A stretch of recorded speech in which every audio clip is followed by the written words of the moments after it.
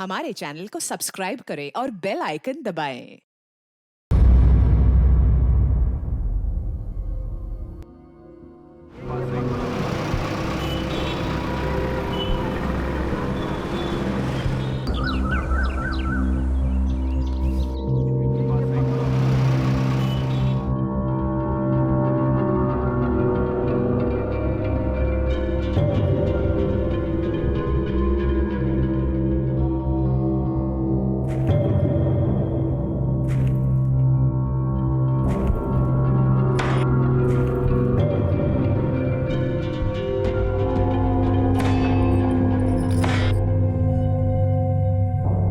बाजरे की भाकरी और लाल रस्से वाला मटन। बबलू कब से पीछे पड़ा है, ज्यादा तीखा मत करना। हाँ, और देख ऐसे छोटे छोटे टुकड़े करना हमेशा। उसे अच्छे लगते हैं छोटे टुकड़े। तू क्या है कर रही है?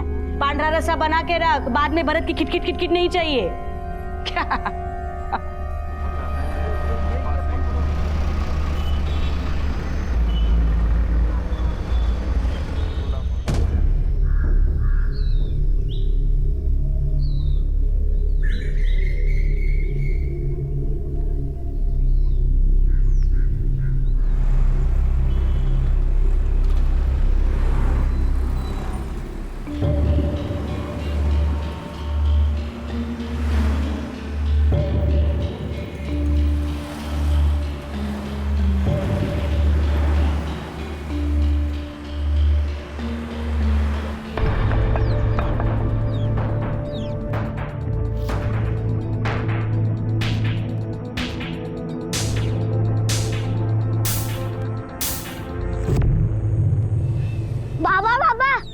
आजोबा है, साथ में मेहमान भी है।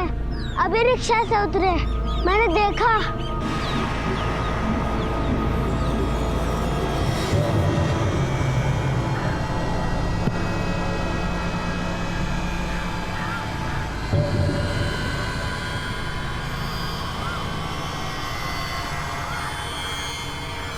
₹40 हो गए।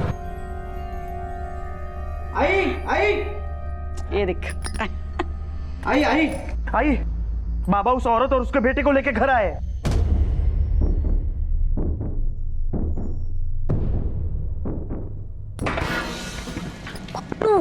पीछे वाले दरवाजे से जा, बीवा आजोबा को बुला के ला जा। आई, अगर तुमने अपनी उस सौतन को आज अंदर लिया ना तो देखना लाशें गिरेंगी। आओ एक बार फिर से सोच लो, ऐसा घर में जाना ठीक होगा क्या? सब लोग क्या कहेंगे? मुझे बहुत डर लग रहा है। क्यों डर रही है तू? हाँ? अरे ये मेरा घर है, यहाँ मेरी बात कोई टालेगा नहीं।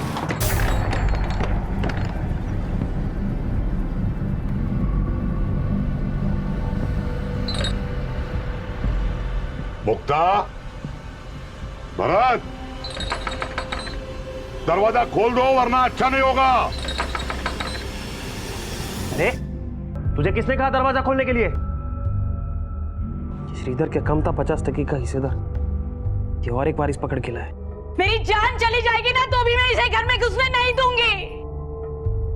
मुक्ता, मैं कह रहा हूं दरवाजा खोल दो वरना अच्छा नहीं होगा। मैं दरवाजा तोड़ दूंगा।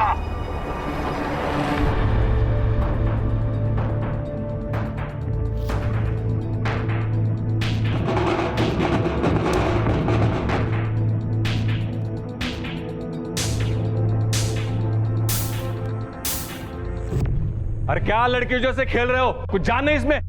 नीचे गिरा उसको, गिरा, दबा उसको, दबा दबा। क्या खेल रहे हो तुम लोग? नीचे दबा उसको, दबा। विवाह दबा। तुम्हें क्या लगता है तुम लोग दरवाजा नहीं खोलोगे तो हम लोग के अंदर नहीं आएंगे क्या? बाबा जाने दो, हमें पता था ये लोग हमें अंदर नहीं आने देंगे।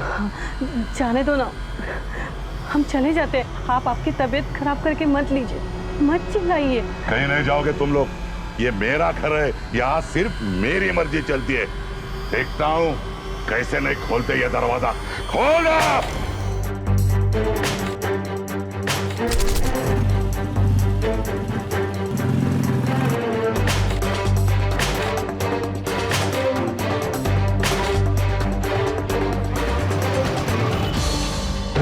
बाबा बाबा जाने दीजिए। अरे कैसे जाने दो?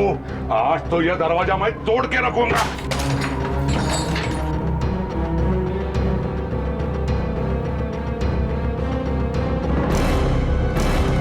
बाबा ये लोग हमारे घर में नहीं आ सकते। तेरे लिए और तेरे बेटे के लिए इस घर में कोई जगह नहीं है। तू निकल यहाँ से। इस रखेल को मैं मेरे घर में घुसने नहीं दूंगी। तू चल निकल निकल निकल। ये तेरा नहीं, ये मेरा घर है। यहाँ तू भी मेरी मर्जी से और ये भी मेरी मर्जी से। चल गा। नहीं नहीं ऐसे नहीं जाने दूंगी। ऐसे कैसे जाओगी? चल मैं बोल रहा हूँ। कोई नहीं रोकेगा मुझे। छोड़ मेरे को।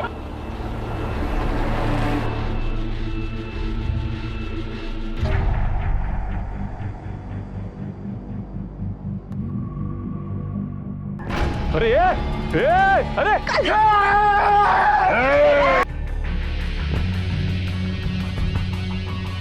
श्रीधर रुक जा, इससे मुसीबत और बढ़ेगी। नहीं काका, मैं आज इस झगड़े की जड़ को ही काट दूंगा। रुक जा भैरव, तू रुक्मिणी और रघु को लेकर अंदर जा, मैं संभालता हूँ इसे। चल चल चल। और सब लोग यही रखना, कोई आना नहीं। श्रीधर कुल्हाड़ी दे इधर, कुल्हाड़ी दे इधर। चल पागल मत बन। देखो तुम लोग चिंता मत करो, मैं भैरव के साथ बात करता हूँ, वो समझ जाएगा। नहीं काका, अगर वो समझते ना तो उनकी रकेल और नाजायज औलत को यहाँ नहीं लेके आते। उनको ना खुद की इज्जत की पड़ी है ना हमारी। चुप कर, गुस्से से बात और बढ़ेगी। इसके ऊपर हमें ठंडे दिमाग से सोचना नहीं सोचना है काका, नहीं सोचना है। मैं उन दोनों को यहाँ पे नहीं रहने दूंगा, मैं मार दूंगा उन दोनों को। ईंट पत्थर से खड़ी की गई 4 दीवारों से घर नहीं बनता, वो सिर्फ मकान होता। और उस मकान को घर बनाता है उसमें बसने वाला हंसता खेलता परिवार। एक ऐसा परिवार जो एक दूसरे से प्यार करता है, भरोसा करता है। कुछ समय पहले तक भैरव पहलवान के घर में यह सब था, लेकिन रुक्मणी और रघु को घर लाने के फैसले ने भैरव के घर की नींव को हिलाकर रख दिया था। प्यार और विश्वास की जगह नफरत और दुश्मनी ने ले ली थी। ऐसा लग रहा था कि मुक्ता और उसके बच्चे रुक्मणी और रघु को वहां से निकालने के लिए हर कोशिश करने को तैयार थे, और रुक्मणी को भी वहां पर रहने के लिए काफी कुछ बर्दाश्त करना पड़ रहा था।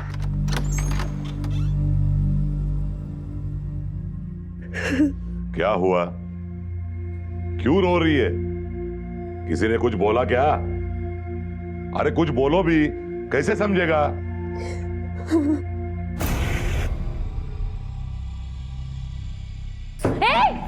क्या कर रही है? बाबा तुम्हें घर में लाए हैं, इसका मतलब ये नहीं कि तुम कहीं पर भी घुसो। रसोई घर से दूर रहना, हम लोगों से भी, समझी क्या? चल जा। मुझे भूख लगी है, कल रात से। तेरी औकात भी नहीं है यहाँ खाना खाने की। चल निकल बाहर जा और खुद का इंतजाम कर। चल निकल। कुछ भी दे दो, चक्कर आ रही है मुझे भूख से।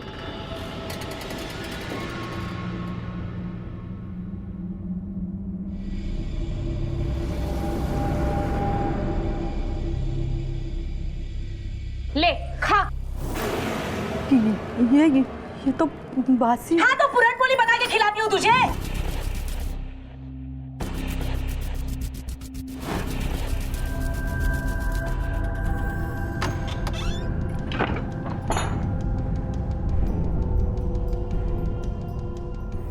क्या कर रहे हो? हट। अरे कहाँ जा रहे हो? सुनो ना मेरी बात, क्यों जा रहे हो ऐसे? हाँ वहाँ मत जाओ। सुनो ना ऐसा क्यों कर रहे हो? तू क्या खड़ी है? चल अंदर, चल अंदर। सुनो ना, मत जाओ मत जाओ।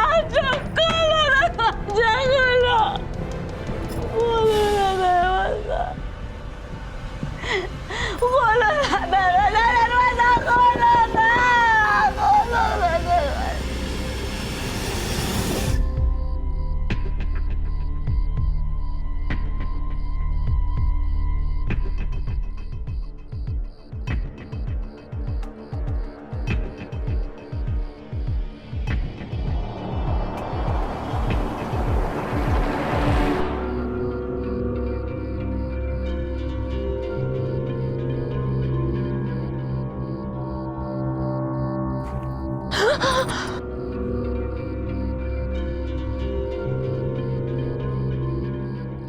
मुझे तड़पाने में बहुत मजा आता है ना।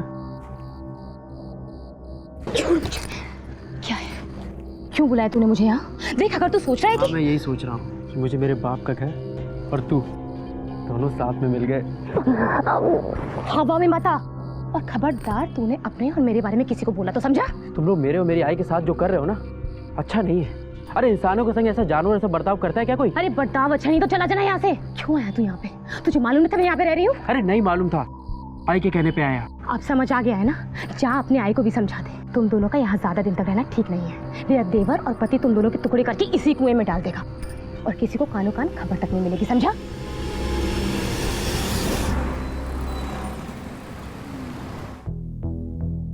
देखो, तुम्हें उस औरत से कोई खतरा नहीं, लेकिन उसके बेटे से खतरा है। भैरव जी से उनका खून का रिश्ता है और वो प्रॉपर्टी का हिस्सा मांग सकते हैं। अरे ऐसे कैसे उसका हिस्सा है सर? मेरे बाबा ने तो अब तक उस औरत से शादी भी नहीं की है। पर वो भैरव की औलाद है, कर सकते हैं ना साबित। हुआ ना वारिस, कोर्ट उसके हक में ही फैसला दे सकती है। बात कोर्ट तक जाएगी ही नहीं, मैं उसके पहले उसको मार दूंगा।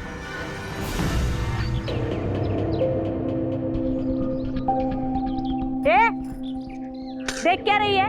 कल रात को झूठा मूठा उनको रो के दिखाया तो मुझे छोड़ के तेरे पास आ गए। चल निकल, ये जो तेरे कपड़े हैं ना, तेरे कमरे में जाके सुखा। चल चल निकल। तेरी ऐसे हरकतों की वजह से वो तुझे छोड़ के मेरे पास आए होंगे। आई, इसकी हिम्मत तो देखो, कैसे बकवास कर रही है। हमारे ही घर में रह के हम ही पे भौंक रही है।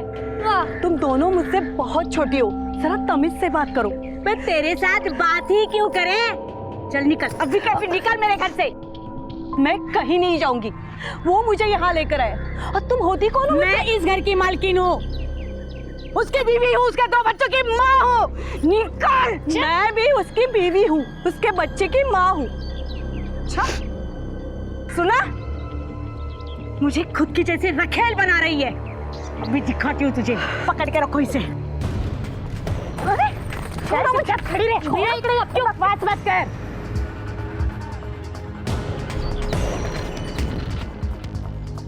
खड़ी रह चुपचाप, बकवास मत कर। सोड दे मला। आली कशाला इकडे? ये क्या करी है? देख अभी। अरे क्या कर रही हो? कपड़ों चुप रहे। अरे क्या करी? छोड़ मुझे। छोड़ छोड़ो मुझे।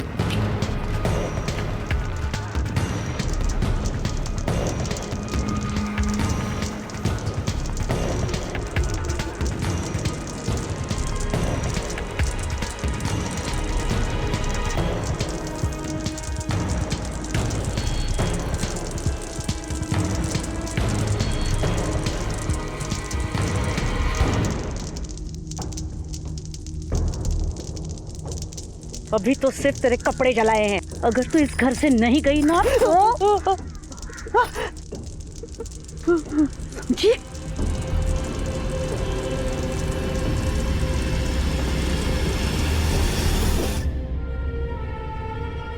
आई ये क्या कर रही है? हम अब यहाँ नहीं रहेंगे। आई भागना बेवकूफी है। सुन आई, मेरी बात सुन। अरे पर रघु। आई बात सुन मेरी। आई मैं वकील के पास गया था, उसने मुझे बताया कि अगर मेरा बाबा के साथ खून का रिश्ता है तो जितना हक इस प्रॉपर्टी पे भरत और श्रीधर का है उतना ही हक मेरा भी है। आप समझिए आई, ये लोग हमसे इतना डरते क्यों हैं? क्योंकि उनको भी ये बात मालूम है, और मुझे मेरा हक तभी मिलेगा जब हमारा यहाँ कब्जा हो। अगर हम घर छोड़ के गए ना तो एक फूटी कौड़ी नहीं मिलेगी। अब देखना आई, मैं मेरा और तेरे अनादर का बदला कैसे लेता हूँ इनसे। जान का खतरा होने के बावजूद भी रघु और रुक्मणी ने भैरव पहलवान का घर नहीं छोड़ा, क्योंकि अब वो जान चुके थे कि जायदाद में उनका भी हिस्सा है, और अगर उन्होंने वो घर छोड़ दिया तो हो सकता है कि उन्हें वो हिस्सा ना मिले। भैरव के अलावा उन दोनों को वहां पर कोई नहीं देखना चाहता था। हालात बद से बदतर हो गए थे, झगड़े अब षड्यंत्र की शक्ल लेने लगे थे, और फिर एक दिन एक ऐसी घटना घटी जिसके बारे में शायद किसी ने भी नहीं सोचा होगा।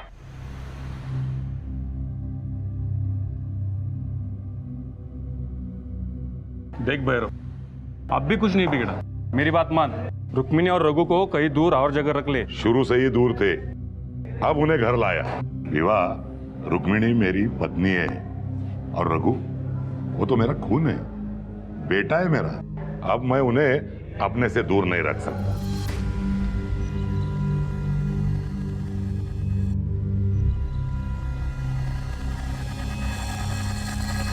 क्या तुझे दिख नहीं रहा है जो चल रहा है? अरे सब एक दूसरे के खून के प्यासे हो गए।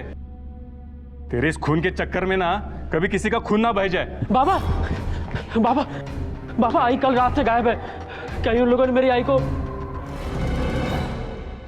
सबसे आखिरी बार किसने देखा था उन्हें? साहब, वो रोज शाम को मंदिर जाती थी। कल भी मैंने उनको मंदिर जाते वक्त देखा, लेकिन उसके बाद तो नहीं देखा। कहाँ गई होगी, कोई अंदाजा? गई होगी काशी यात्रा पे। साहब झूठ बोल रहे हैं ये लोग। जब से बाबा हमें यहाँ लेके आए, इन लोगों ने हमारा जीना हराम कर दिया है। अरे नहीं चाहिए हमें कुछ भी, मेरी आई वापस कर दो बस। साहब मुझे लगता है इन्होंने मेरी आई को मार दिया है। किस बिना पर ये इल्जाम लगा रहे हो तुम? क्या बात है? साहब 2 दिन पहले मैंने इनकी बातें सुनी थी। आई 10 दिन से ज्यादा हो गए उन लोग को यहाँ आए, और ये लोग हैं कि जाने का नाम ही नहीं ले रहे। तुम जाने की बात कर रही हो, वो तो कुछ और ही सोच रहे हैं। क्या क्या सोच रहे हैं वो लोग? वकील से भी मिलकर आए हैं, रघु और उसकी माँ। आई दोनों सलाह कर रहे थे कि घर में कब्जा करके हिस्सा मांगेंगे, और वकील ने कहा कि रघु भी वारिस है। उन दोनों को तो घर की धूल भी ना ले जाने दूं मैं। हिस्सा मांग के तो देखे, जहर दूंगी, दोनों को मार डालूंगी और पीछे वाले कुएं में फेंक दूंगी। सर, रुक्मिणी के बेटे रघु को परिवार पर शक है। उसका कहना है कि परिवार वालों ने उसे गायब किया। रुक्मिणी को गायब हुए अभी 2 दिन भी नहीं हुए हैं। हो सकता है कहीं चली गई हो किसी रिश्तेदार के पास। उसके फोन का स्टेटस क्या है? सर, फोन स्विच ऑफ आ रहा है। उसके फोन की लास्ट लोकेशन पता करो और उसकी फोटो आसपास के सारे पुलिस स्टेशन में भेज दो। Okay sir.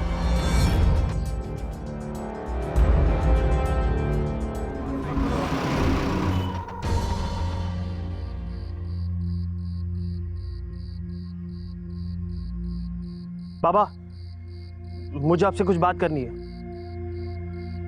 प्रॉपर्टी के हिस्से कर दो, मुझे पैसों की बहुत जरूरत है, और आजकल जैसे घर में... हिस्सा चाहिए तुझे? क्या कर रहे हो? हिस्सा चाहिए बाबा, तुझे? बाबा, हिस्सा चाहिए क्या तुझे? हाँ? हिस्सा चाहिए तुझे? छोड़ो उसे! छोड़ो उसे! अपना बच्चा है ना, अपने बच्चे को मार डालोगे क्या? जब से वो औरत इस घर में आई है ना, तब से आप कर रहे हो। सुन ले, ये उसका भी घर है। अब तो मुझे भी ये लग रहा है कि तुम लोगों ने उसे मार दिया है। अब तक तो नहीं किया है, पर अगर वो लोग हमारी बर्बादी के बारे में सोचेंगे ना, तो उन दोनों माँ बेटों को गायब कर दूंगा, चाहे मुझे फांसी क्यों ना हो जाए।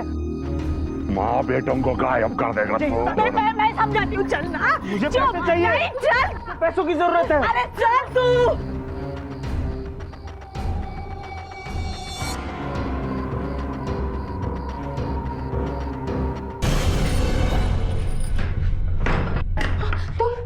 तुम निकलो यहाँ से। यहाँ क्या कर रहे हो तुम? जाओ, निकलो। चुप। मेरी बात सुन, मेरी आई को कहाँ रखा है तुम लोगों ने? कहाँ है मेरी आई? मुझे नहीं पता, रखो, बकवास मत करो। कोई तुम्हें यहाँ देख लेगा तो गड़बड़ हो जाएगी। जाओ यहाँ से। मेरी बात सुन, अगर मेरी आई को कुछ हुआ या तेरे पति का हाथ हुआ ना इसमें, तेरे मेरे बीच में जो भी है ना, सारी दुनिया को चिल्ला के बता दो। फिर देखता हूँ कि तुम जैसे इज्जतदार लोगों की इज्जत का क्या होता है।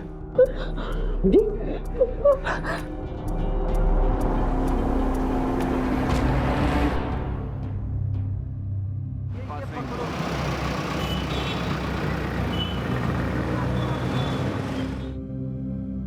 चिंता मत कर, मैंने अपने पट्टों को रुक्मिणी को ढूंढने के काम पे लगाया है।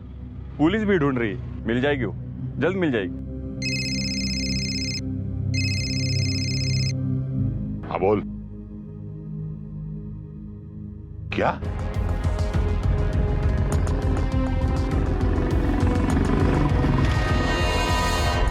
क्या हुआ था आपके साथ, कुछ याद है? हाँ सब, उस दिन मैं मंदिर से वापस आ रही थी, मेरा फ़ोन बज गया। किसी ने मुझे फ़ोन पे बताया कि रघु का रंकाले के पास एक्सीडेंट हो गया है। मैंने उसे उसका नाम पूछा तो उसने नाम बिना बताए फ़ोन काट दिया। मैं बहुत डर गई थी साहब। मैं रंकाले की तरफ भागी। मैं वहाँ से जा ही रही थी कि रघु, रघु, रघु।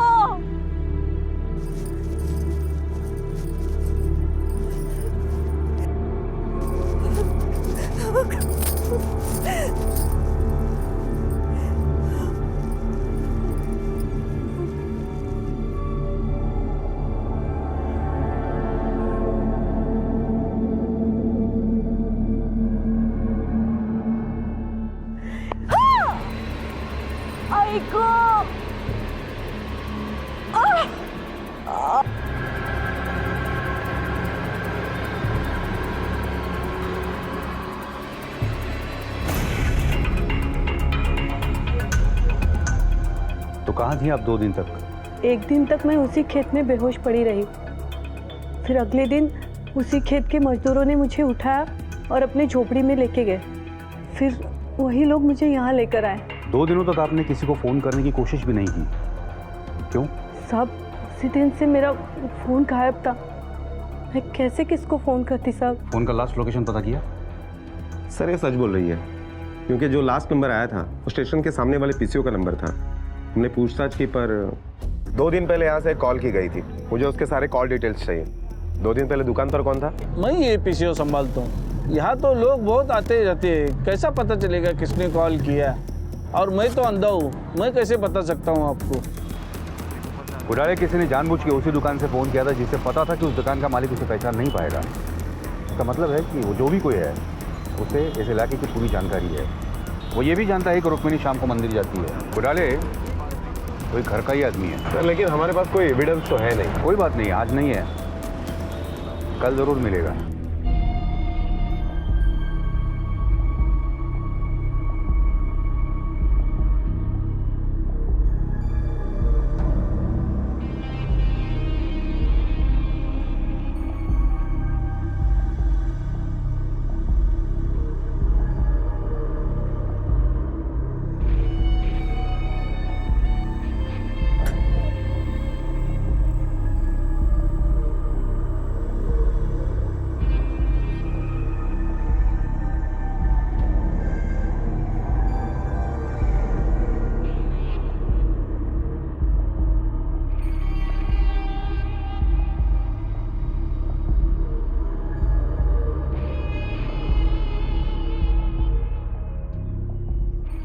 आजोबा, इससे क्या होगा?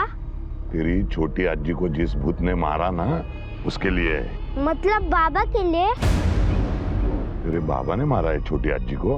हाँ। तुझे कैसे पता?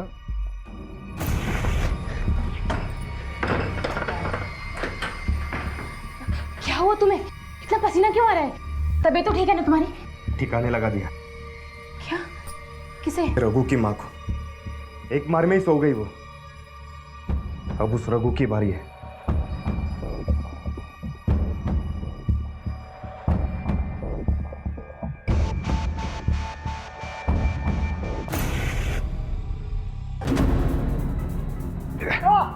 इतनी चर्बी चढ़ी है ना तो मुझसे लड़ना। उठ उठ। क्या कर रहे हो? अरे छोड़ो उसे।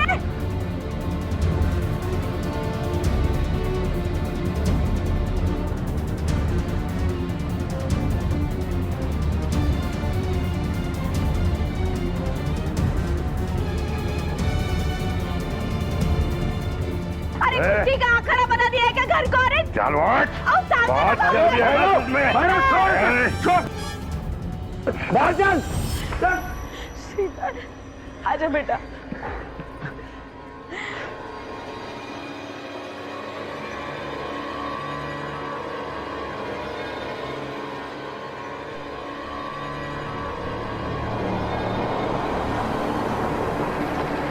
भैरव का घर अखाड़ा बन गया था।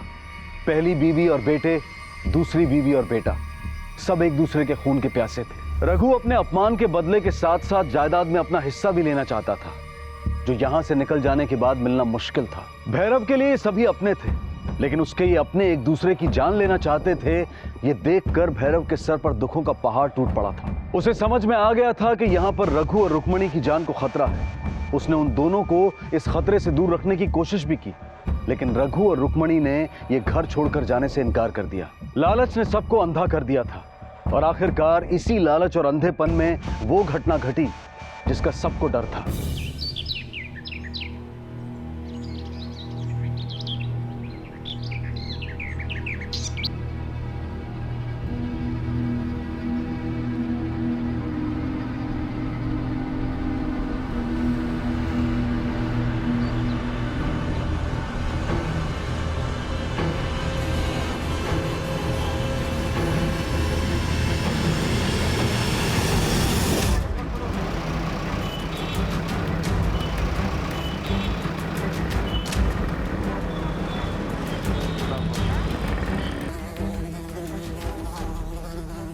सर ये तो भैरव पहलवान का बेटा है। कुछ मिला इसके आसपास? नहीं सर। मोबाइल, पर्स वगैरह सब गायब है। शिंदे सर, इसका पंचनामा करो और बॉडी पोस्टमार्टम के लिए भेज दो। और आसपास के लोगों से पूछताछ करो, किसी ने शायद कुछ देखा हो। Okay sir.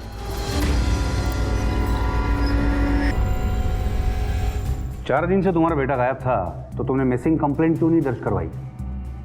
क्या है ना साहब, रघु तो 4 दिन इधर तो 4 दिन कहीं बाहर रहता था, यही चलता था उसका। छोटे मोटे ठेके उठाता था, तो कभी आता था कभी जाता था। आज नहीं तो कल उसके साथ ये होना ही था। घर के बाहर भी काफी लफड़े थे सब उसके। मतलब घर में भी लफड़े थे उसके? किसके साथ?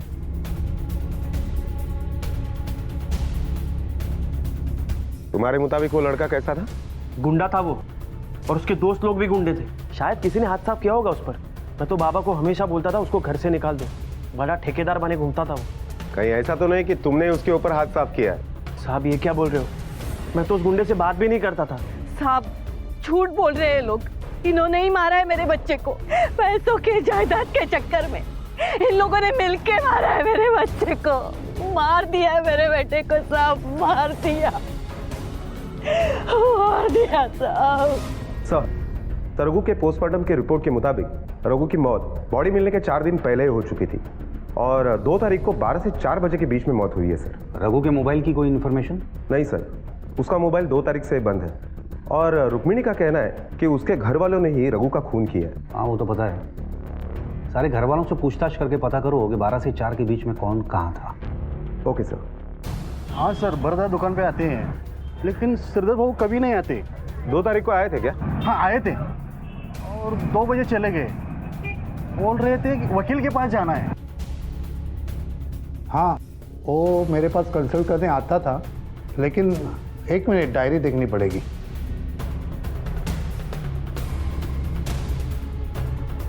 हाँ, लेकिन 2 तारीख को नहीं आए थे।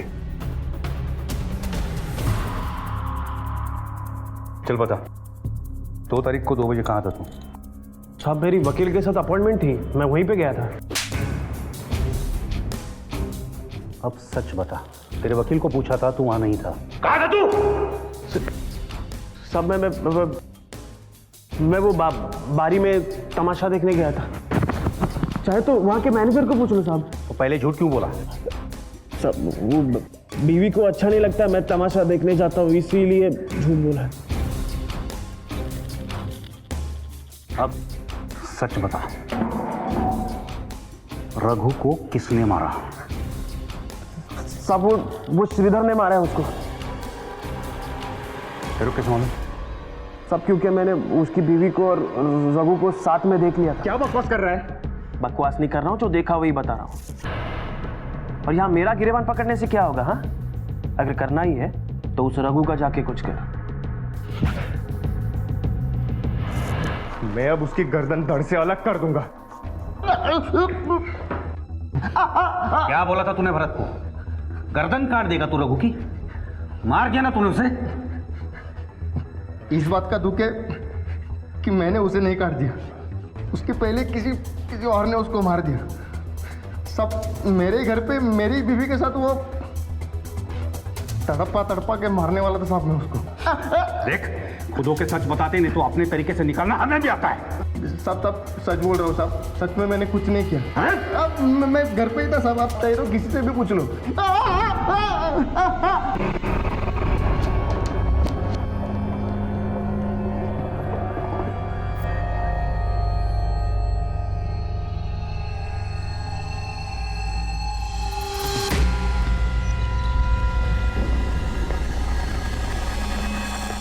बबलू, ये देखो तुम्हारे लिए क्या लाया हूँ, चॉकलेट। तुम्हें अच्छी लगती है ना?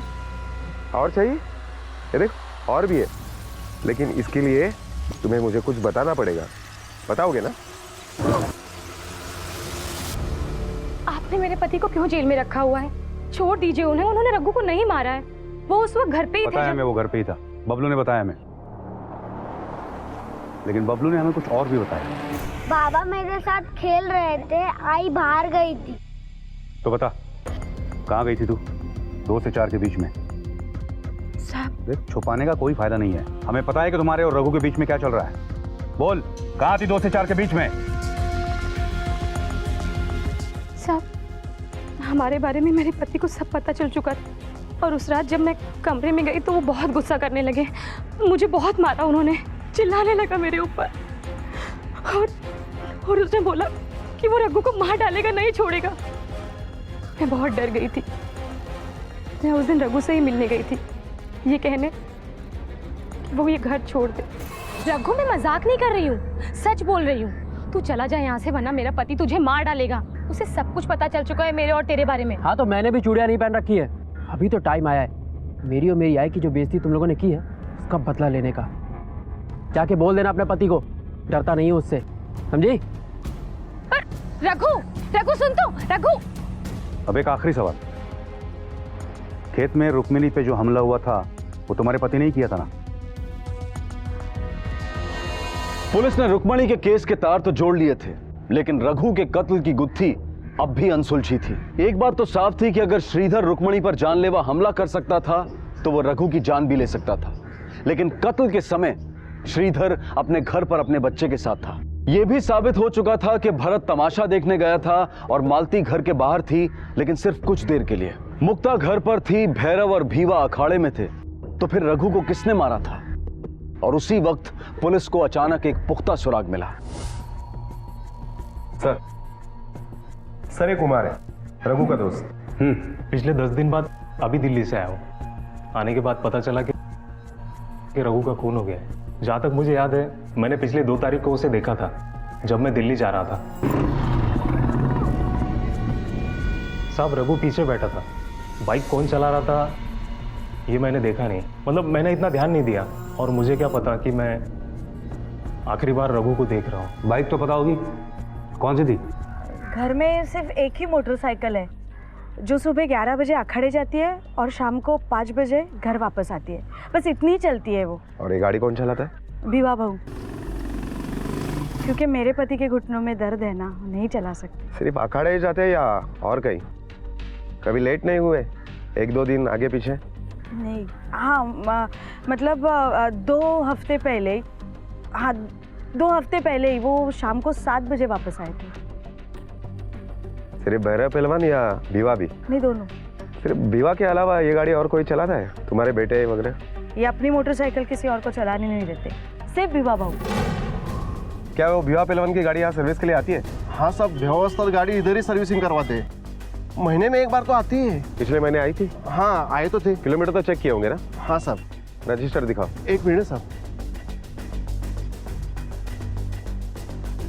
ये देखो।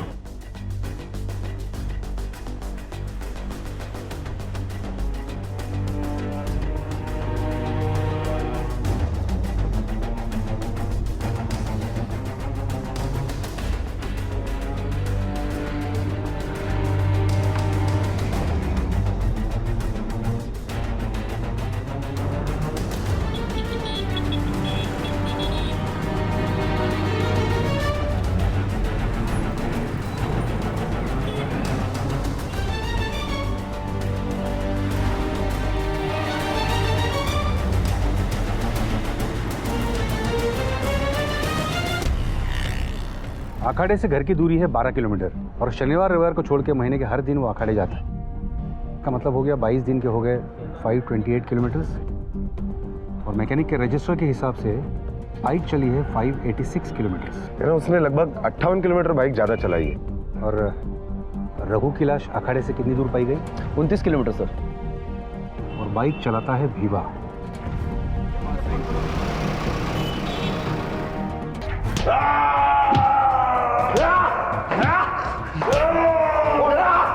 बोलो, किसने मारा तुम दोनों में से? बोलना शुरू करो। देखो इंस्पेक्टर साहब, ऐसे आप जबरदस्ती हमसे कुछ भी नहीं बुलवा सकते। अगर मेरे पट्टों को पता चल गया ना तो ये पूरा पुलिस स्टेशन जला के राख कर देंगे। जलाएंगे? हाँ जलाएंगे। बता रहे हम बता रहे हैं। छोड़ दो हमें, हमको छोड़ दो।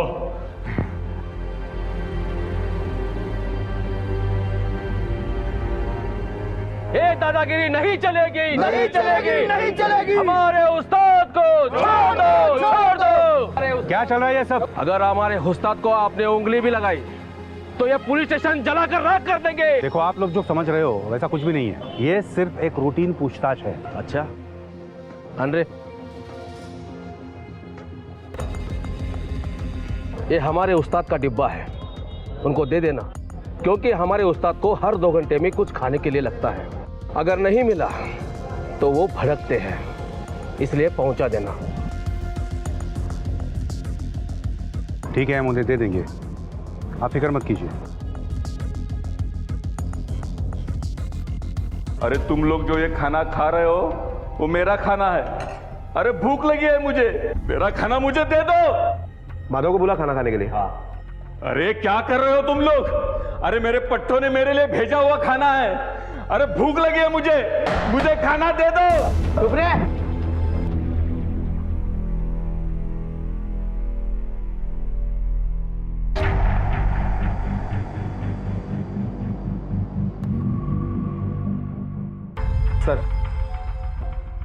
सर 12 घंटे हो गए, दोनों को कुछ खाने को नहीं दिया है। भैरव अभी भी शांत है, लेकिन भीवा चिल्ला रहा है खाना खाने के लिए। चिल्लाने दे।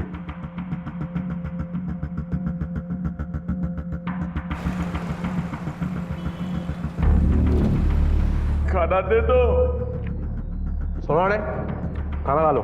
अरे ये मेरा खाना है, अरे दे दो मुझे खाना। अरे खाना दे दो मुझे, खाना दे दो। अरे और भूखा नहीं रह सकता, खाना दे दो मुझे।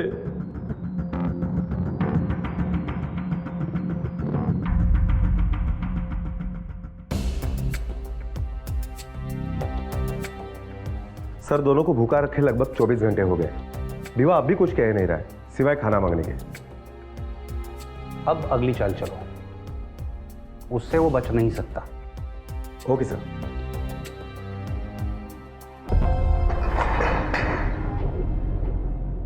चलो चलो बाहर चलो। भैरव जाओ, तुम्हें छोड़ देते हैं, तुम्हारी जमानत हो गई। क्या? अरे साहब, उसे क्यों छोड़ रहे हो? मुझे क्यों यहाँ पे रखा है? मुझे भी छोड़ दो साहब। अरे उसके घर वाले हैं, उन्होंने जमानत दे दी, इसलिए छोड़ रहे हो उसे। तुम्हारा कौन है? तुम सुनो यहीं पर भूखे, और 2 दिन तक तुम्हें खाना नहीं मिलेगा। अरे भैरव कुछ खाएगा? अरे भैरव के लिए कुछ लेके आओ। अरे साहब मैं बता दो खून किसने किया है साहब, मुझे खाना दे दो। मैं बता दो खून किसने किया है साहब, मुझे खाना दे दो।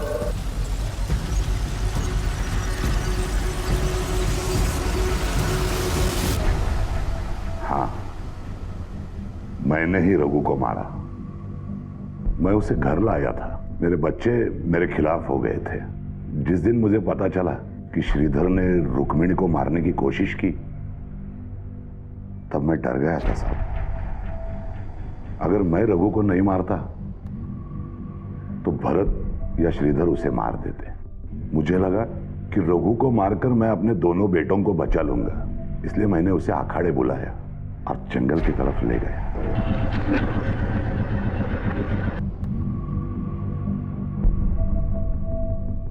रघु। हाँ बाबा। वो देख जामुन का पेड़, डायबिटीज के लिए अच्छा होता है। तेरी आई के लिए लेके जाएंगे। तू एक काम कर, तू जामुन तोड़, जब तक मैं एक गाड़ी लगा कर आता हूं। ठीक है बाबा।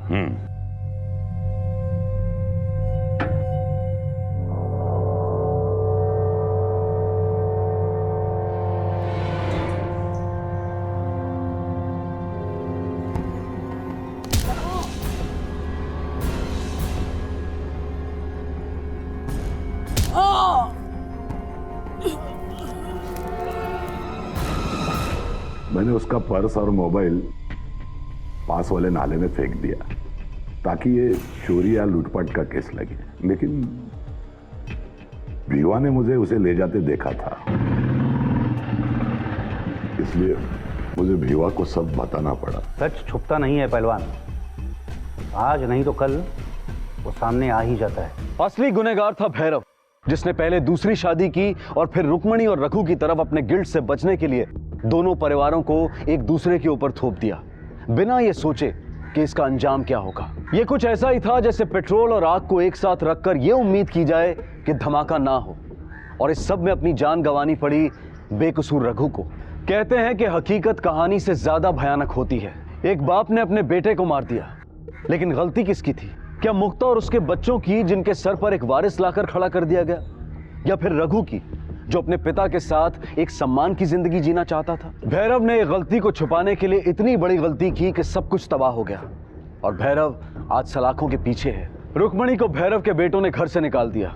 वो आज भी कोल्हापुर की गलियों में भटकती, भीख मांगती नजर आती है। भीवा को गुनाह छुपाने के लिए 5 साल की सजा हुई और भैरव को हत्या के लिए उम्र कैद। याद रखें, रिश्तों को उलझने ना दें, और अगर कभी उलझ भी जाएं तो सही समय पर सही तरीके से उसे सुलझाने की कोशिश करें।